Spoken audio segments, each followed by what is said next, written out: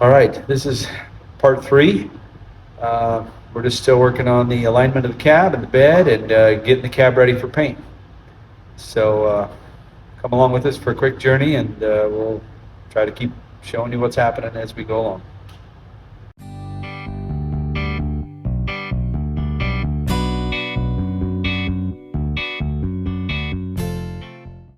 All right, so tonight, I wanted everybody to notice, somebody recommended I get a better stool. Somebody loaned me one, and one of my family brought me out this stool. It's a lot smoother rolling, so that's pretty easy.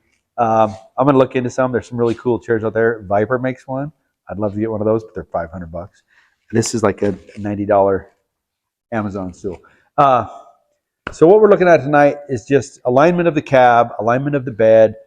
I was a little concerned because Ed was concerned about my moving forward this body mount on the front of the cab. I moved it forward 1.5 inches to give me room for a radiator and also to center my tire, because I feel like I got my tire centered right now in the wheel well. I've got about the same distance between my front and back of the tire when you're straight on the wheel well, and I think I'm okay with that. I have plenty of room for a radiator in the front, and then in the back, this is a little offset. I have a tight fist and a loose fist on this one, but I'm also concerning for my cab gap. If I take the bed further backwards, my cab gap isn't going to be right, and I'm going to have too much gap. This has a nice bulge right here on this contour that kind of hides the bed gap. If you sneak that way just a little bit, you don't even see it. Okay, so I've been aligning this and making sure it was all going to work, that I didn't have one of my mounts in the wrong spot. But I think I'm okay. These fenders are kind of hanging loosely on here. If I put the brackets in there, right now it seems to be sagging this way. And if I pull it back out and get it all bolted on tight, I think it actually centers that tire. Come over where you can look straight onto that tire. So looking at it there, I think I can, with that bracket in there, it's going to be fairly centered. When that popped out, I'm going to check my fist again. So yeah, I got a tight fist and a loose fist. But if I take the bed any further backwards, I'm going to have a bigger gap here. That this is about as much as I can tolerate right now. I think I'm okay. I'm going to go ahead with it like I am. If I have to, I'll lift the cab off later. I mean, the cab's coming off. I got painting and everything to do. But I think I'm happy with it. The one other thing that Ed was concerned about was the front bumper brackets. Let's go look at the front bumper. So these front bumper brackets, these go on to the front bulkhead. Ed was concerned, since I moved the cab forward. Ed from Easy Chassis Swap is who I'm talking about. These bolt on right here, and the bumper bolts on to these back holes, the bumper mounts. And he said, I'm going to have my bumpers going to be too close to my body. But these are for the 57. This is for a different model. This is 2 inches difference. If I have to, I can use this hole or even ream it out and get my bumper to be a little further away from the body and get this in the right position. Even if I have to drill a new hole right there at exactly 1.5 inches and chop this off and get rid of it, I have enough room to make that work. So I'm not worried about that. The other thing, so I think I'm okay, but I was a little concerned about it because Ed was a little concerned that I had moved it forward. I hope I turn out okay. If everything else fails, this one bracket, the front body mount, could be removed, cut off, order a new one, whatever, and position it into the right position. But that set, when I had it back 1.5 inches, I was really close. Okay, so the cab would be back 1.5 inches. So this was close here, like 1.5 inches further and 1.5 inches further back right here. And right now I have a tight fist and a loose fist, so it would move the cab backwards 1.5 inches. I just couldn't tolerate the wheel well. I'd rather have the bed gap than the wheel wells be off. I think that looks odd to me. The other thing we were talking about is the fuel filler spout. So the fuel filler spout here is above the bracketry that goes in the bed. There's no way I can get my filler spout to go under that bracket and up into the cab and use the original factory filler, which I want to. I don't want to put one here on the back of the fender or in the back of the bed, but I want to use this. There's two ideas. I don't know if you come down here, this is our plastic tank, the Tahoe's plastic tank. I don't know if there's a way to put an inlet in there and to weld in a new inlet in that, you know, some kind of plastic weld and put my inlet, because it would work perfect if I could do that. I might lose a gallon or so because there's a little rise on that end where the inlet, the Tahoe inlet goes in, but I'm okay with that. Or, this is another crazy idea. So, crazy idea number, I guess this is Crazylegs world, so we can do whatever we want. Idea. So come on over here so you can see the fuel tank. So we have the factory fuel tank. So factory fuel tank fits, it's here, it's going to fit with the seat. I'm not changing anything. It would be nice to have that storage room back there. What if I lift the factory fuel tank in? And you fill it here. Here's our tank. Then we have, this tank is not hooked up to the fuel pump. It's hooked up to a separate fuel pump, which then pumps it down and over into the inlet of the big tank and fills the big tank from a fuel pump that's mounted on here. So say I come to the pump, this tank is empty. I fill it up, flip the pump, it fills that tank up. I flip the switch off. I have a full tank. My fuel pump's running out of that tank. I got a little spare right here if I need it. I run out of gas, I flip the switch and I pump it up and I got a spare tank. Just an idea. And that way I could be able to use my factory filler location. Okay, this is a funny story. See this little lock right there? My dad didn't have one of these locks. So back in the day when I was a little boy, me and my nephew grew up together. And I want to introduce you to my nephew. He's a great guy. We grew up like brothers. We're side-by-side neighbors. And we built from the time we were born, created things. Well, he still helps me. He lives in Wyoming, but I call him, and it's just like we were there, and we're back on the phone talking, and he helps me through problems. He's done this. He has done a 72 Chevy on a 2011 Chevy Tahoe, but he did it with a firewall transplant. So if you can imagine, he cut off the floor pan of the Tahoe right here and the floor pan of the 72, and then cut off, left the dash of the 72, and left the dash of the Tahoe, cut off the top of the firewall, put the firewall of the Tahoe up underneath the body of the 72, and then matched it all in and welded it in and transplanted the firewall. So he's got all the original equipment. It looks like a Chevy inside. He had to shorten the dash, and I don't know what magic he used, but he cut the dash, shortened it, and revinyled it. I don't know how he did it, but it's some kind of kit. He revinyled it. But it looks like, when you're inside of it, you think you're in a 2011. When you're outside, it's a 72. So it's pretty cool. Mine's going to be crawl under it, and you'll look like a newer Tahoe. But inside, it's still going to look 57. But funny story, me and my nephew, the one that did 72, evidently, Oh, I want to see the key. I don't have the key. There's the keyhole, but I do have the key. It's on the ignition. Anyway, we took the gas cap off of my dad's, I don't know what truck it was. I think it was an International. I don't know what year. We were young. We were 4 or 5 years old, tall enough to reach the gas cap. But we proceeded to fill the tank full of rocks. I don't remember this, but my dad tells me the story. And we filled it up until you could see the rocks in the inlet in the tank. And Dad and Keith had to pull the tank out and empty the tank and all the dirt out. So funny story. But I don't know if that'll work. If you guys have any ideas about the little fuel pump that would transfer the fuel into my other, I know it's dangerous to have a tank in your passenger compartment, but it's been there for 64 years. It's, I don't know. Just a thought. I don't know if that's a crazy idea, but it would leave me my original filler spout. I am pretty confident that I'm going to get a new fender and get rid of this. Yeah, I think it will look slicker. We have the location. So we've been fighting over that, but there is a location for the spare tire mount back here, so we're going to probably put the spare tire there. Also, I am kind of leaning towards the original tan, maybe doctor it up a little bit more, I don't know, more ivory into it or something. I don't know, just kind of thinking on that color. But those are the things we're working on tonight. We've gutted everything from the dash. We are waiting on our components that we've ordered in, which we talked about already, Today I just ordered new inserts that go in here for all the windows, new rubber, new glass, and gonna be waiting on that. A lot of waiting on parts right now. I've ordered the steering column. They should be here in a week or so, and we'll be going on that. But for now, it's kind of where we are.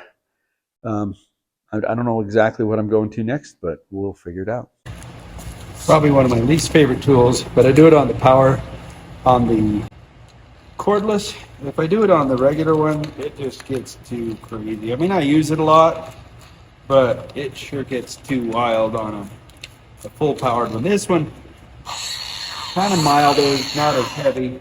I'm just going to start cleaning up the cab interior. It's been done, but I haven't taken off all the insulation until now. So all the insulation stuff is out. Now I got to get in there and clean it up.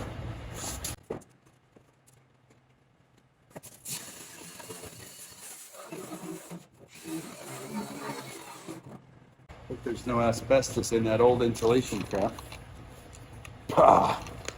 Probably should wear a dust mask of some kind. All right, so I started cleaning up. I realized I got some cables and stuff to get out of here. Forgive the lights, but 20 years ago, I repainted this interior. Now, I don't think it's too bad. I don't know if I like the dash. I never did paint the upper dash, but this up here, it still looks pretty good. I think I'm gonna stick with that. And for now, I'm gonna go ahead and put the headliner back in. I got a new rubber seal to go around there. I'm gonna leave that because it's clean. It'll just wipe up and I'm gonna keep it. But I'm gonna go ahead and repaint this part because I got some runs down here underneath. Also, I'm gonna repaint the dash. I don't know what color the original dash was. I can't remember, but that's just primer. And but I'm gonna have a two-tone dash in here of some kind. But for now, we're just gonna clean this mess up and try to get it ready. Our next step is gonna be repainting this and then start getting our components back in here so we have our electrical to work with. So I don't know if anybody, well, I know you have worked with old Chevys. Anybody that has worked with an old Chevy is gonna recognize this. But you see that bolt in there, or that screw? It's an old clutch lock. I don't know if I can get it to focus on that. Those things are kind of hauntingly, you find them around in here. This is the tool. I had to order a new set, but they're I call them a clutch lock. I don't know what they are. They're really, I found they're more of a drill bit. Every time I go to loosen up a rusty bolt, I end up just chewing it out. But the Chevys, the old stove bolts, I guess, these old iron, well, is that what they call this model, stove bolt? But they'll have them here and there. I think they were on the fenders on the inside of the bed, but I got a few in here to take out as I tear this apart. We found a few of them. So hopefully we can get these stove bolts out of here, or stove bolt, I don't know, clutch head bolts. Forgive the camera, it's going to be a little wobbly, but that's kind of what we got. We don't have any high-tech equipment. I don't know if earlier you could hear when I was doing the walk around today of the truck and the alignment of the cab, I was using a new microphone. If it's really annoying, let me know. It was a clip-on microphone. I think the volume is supposed to be, you know, was a little more consistent, but the sound quality may not have been as good as the microphone on the iPhone. But let me know what you think of the audio on that microphone I was using during the walk around when I told the story about the gas tank. Oh, I did talk to my nephew tonight, the one that I was telling about earlier in the story. He remembers also that we filled it full of water. So it wasn't just rocks, but water. He remembers doing it. He's about 3 months younger than I, oh no, older than I am. But we grew up really close. I have a sister that's 18 years older than me. She's passed now, but she, her boy was, we grew up best friends. In high school, me and him restored it. Well, he restored it. I helped. I did a lot of sanding. I sanded my fingerprints off on that car. It was a 1969 Camaro Chevy Super Sport. And yellow with a bumblebee stripe on it. Well, not bumblebee, black and white stripes over the hood and over the back and the spoiler. It was a beautiful car. His dad's a mechanic and rebuilt the 350 Chevy and put in there. When we first got in it, after we got it all tuned up, and it was the first day out of the shop. We found a 2x4 underneath the carpet underneath the throttle. So when you went to step on it, you couldn't get any throttle out of it. He was messing with this. But that went away. I think the only time we ever got beat in that car, drag racing, and it wasn't fancy, it was just a 350 Chevy. It might have been cammed up a little bit, but it was fast. You know, it was an old 350 with a, you know, shifter. But we got up next to somebody had a Mustang with a 289, and we had like 4 or 5 people in the Camaro, and that 289 was just the driver and 1 passenger, but he was the only guy that beat us. That 289 wrapped up like a chainsaw. And other than that, I think the fastest we ever went, we're trying to pass a stock Chevy Nova. One of our buddies was driving a Nova, and we got up on him, and we could barely get around him. All right, we're gonna see if we can get some more tools here. A few goodies. I had swallows building nests in the other side. They came in through a vent and were in there building nests. And not those black finch, I don't know what they are. Some kind of nasty little blackbird. It's not nice. I don't like them. Barn finches, or I don't know what they are. Just an ornery little blackbird that puts nests in every little nook and cranny and craps all over everything. Okay, I'm not a bird lover. Well, I don't hate birds. I just hate when they poop on my stuff.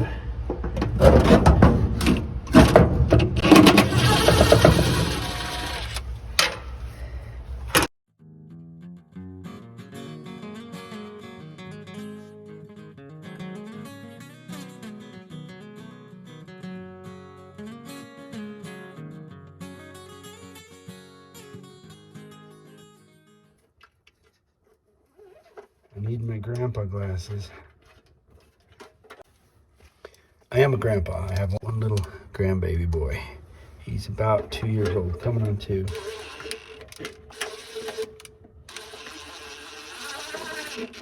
About cross-threaded that one. All right, glove box. And 3 screws to go with it. Okay, for fun, this is the old speaker wire that goes up to the speaker. I don't know what I'm gonna do with it, but I haven't decided I can rip it out yet. I don't know. I'm just gonna zip tie it up in here for now until I decide what to do with it. I was gonna leave the old AM radio in, but I need the room for the vintage air. So the old AM radio came out. It still works, and this speaker still works. That's a shame to get rid of it, but I don't think you could ever hear it. I'm full of stories tonight. Forgive me. I guess sometimes story time happens. One time I was out in a junkyard with a buddy. His dad owned a junkyard, and we were out there just playing in the old cars and goofing off. And we came upon, different old cars, and we were getting in them and looking around. There was an old, I don't know if it was an Oldsmobile or what it was, but in the back seat, we got in the back seat, and we're sitting there. And there's like an armrest in between the 2 seats, an old armrest. And we pulled the armrest down and folded it out. And there was a record player, factory mounted on these really light coil springs in the back seat of that car. I don't know what car that was. It'd be interesting. I know it went to the crusher. Somebody should have saved that seat, if nothing else. But it was pretty cool. I don't think you could have been driving down the road with your vinyl album playing in the back, playing some Elvis. But it must have been for sitting still only, but there was a record player, and it was a factory built job. I'll do a little preview here. So over here on the far left, there was lights. Then there was choke next to there. That's the ignition. Then we had two holes there. One was the wiper, and then the radio. That's the radio. Then this one over here was the throttle. There was actually a throttle cable on this side. So I never had it hooked up, not since I've had it, but somebody in the comments was telling me that's how you started on a hill, is you idled up the throttle a little bit, and instead of worrying about trying to hit the starter pedal, you'd have that, you'd use that for, I don't know, rough cruise control. So I really like the old factory pedal. I was in a hot rod the other day. Somebody had a 64, 65 Chevy and they were working on. They come over, well, I went over to his house to see it. He's had it since he was married at 33 years ago, and he just got it rebuilt. He paid somebody to do it. Anyway, he had a new accelerator pedal, and it looked really odd. It just didn't fit the truck. It had an adapter bar on it, and it just didn't look right. It was the first thing I noticed when I got in the truck. Everything in the truck was pristine and beautiful and original, and the throttle pedal was wonky. So I'm gonna save this and try to figure out how to mount it so it'll be a cable pull, because this is a push. I don't know, we'll figure it out. I'll mount it up on something. I'll get a system figured out. But I gotta figure out how to get that pedal off there. Looks like there might have been a pin in there one day, but there's not now.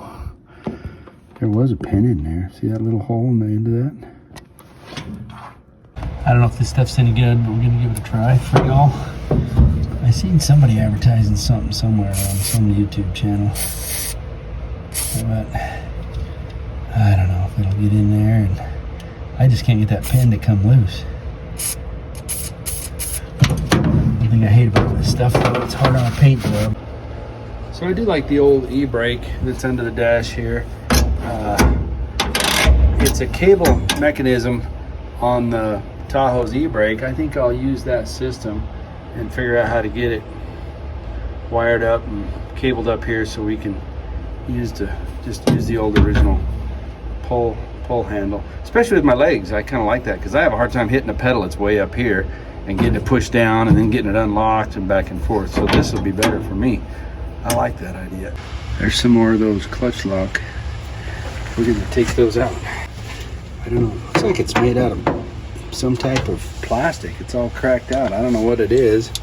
What did they use for plastic in those days? It's almost like it's a rubber coated metal plate. So that gives us a little more room to make adjustments for our steering column position. All right, let's see how this lines up for the steering on a Tahoe. I don't know if we can see it yet, but okay, there it is. So there's the shaft that goes into the gearbox on the Tahoe. It's not too far out. I got a little kink in there, so it's almost a straight shot down.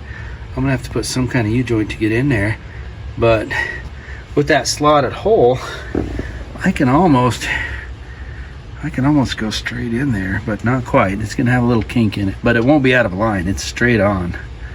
Old Chevy DNA still coming through. All right, I think it's time to take out the seat. I've had it out this year, so those aren't 60-year-old bolts. Well, they are 60-year-old bolts. They're 60-year-old bolts, but they've been out. But look at those. There's not a lot of rust on the floorboard of this thing. Now, how am I going to get this out? Bungee it shut. Fold it up.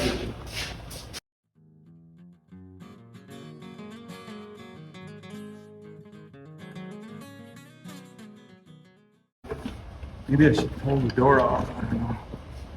If I pull the door off, I'd have less chance of scratching that inner door panel. If it's not too late.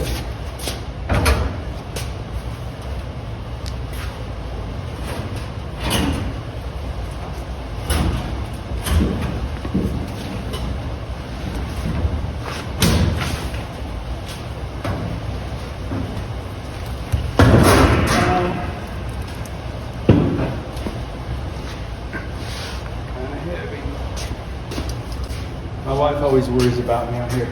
If I ever get smashed and fall and I'm underneath something, call my wife and tell her I need help. Well, that's pretty clean. So, back in the day, in 90 something, I pulled the tank out and everything, cleaned up the tank, painted it, primed the floor, and never did anything else with it. Just put the seat back in it and drove it home. So, it needs to be mucked out again. Probably pull the tank out, sand this floor down or get it prepped for primer, and then put some of that insulation, sound deadening insulation stuff through the whole cab before I put that tank back in there. Put it up underneath it and everything. Probably go up the back wall where I can Yeah. When I first got this truck, back here in the 57, there's a hole down in here between the cab and the inner body and the cab, and it goes to the outside, but there was a metal flange that went up in there, but it filled full of dirt, and those are new cab corners.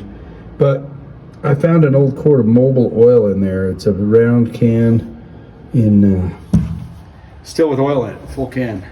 The paint's rubbed off a little bit, but it's old metal can.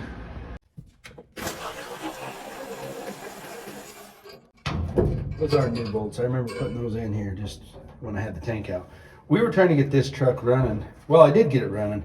I'll clip a video in it. I had it all running with the old 235. So that's what I have.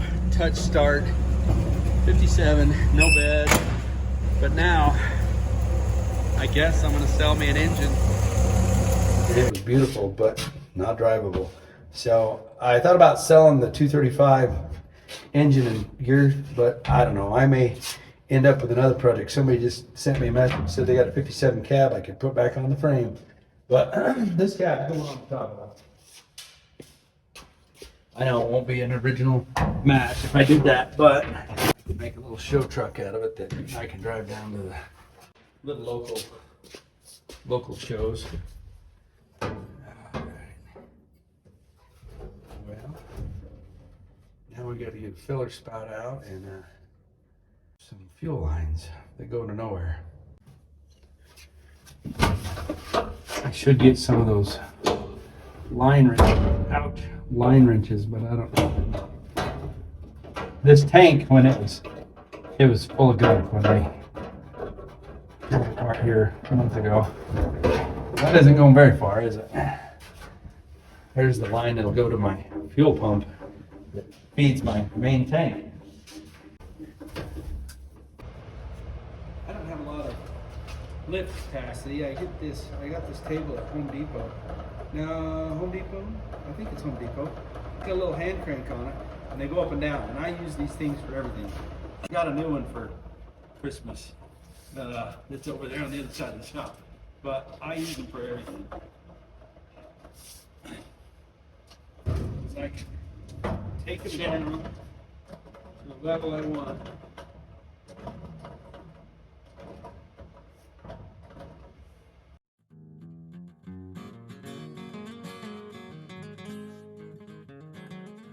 All right, guys, thanks for watching. We're getting close to painting the cab. Everything's cleaned out and ready. We're going to pick up our materials this week, and we will start painting as soon as we get everything prepped and painted inside the cab, and then we can start putting the electrical and things in. So I've had a lot of people ask questions about the shop. I didn't think it was that cool, but I guess it is that cool. So if anybody wants a shop tour, just let me know in the comments. Maybe I'll do a little quick tour. I've had several comments to ask about what my little tow truck was up there, our little Mater truck. I'll explain. If you guys want a little shop tour, I'll give you a quick tour of some of the things we got going on around here, and we'll get back to you. But thanks for watching. Do you see a problem?